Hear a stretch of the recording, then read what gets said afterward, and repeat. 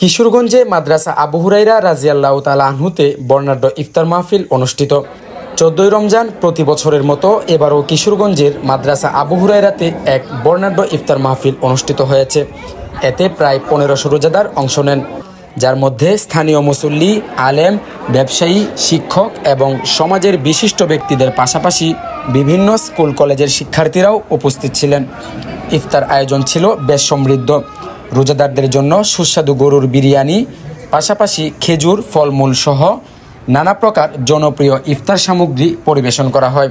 মাদ্রাসা আবু হুরাইরার মুহতামিম মাওলানা রহমতুল্লাহ সাহেবের পক্ষ থেকে জানানো হয়, প্রতি বছরের মতো এবারও এই ইফতার মাহফিল আয়োজনের মূল লক্ষ্য ছিল ভ্রাতৃত্ববোধ জাগ্রত করা এবং সমাজের সব শ্রেণীর মানুষের মধ্যে সৌহার্দ্যপূর্ণ সম্পর্ক তৈরি করা।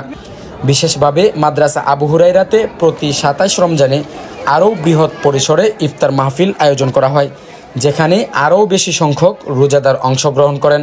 মাহফিল শেষে দেশ, জাতি এবং মুসলিম উম্মাহর কল্যাণ কামনা করে বিশেষ মোনাজাত অনুষ্ঠিত হয়।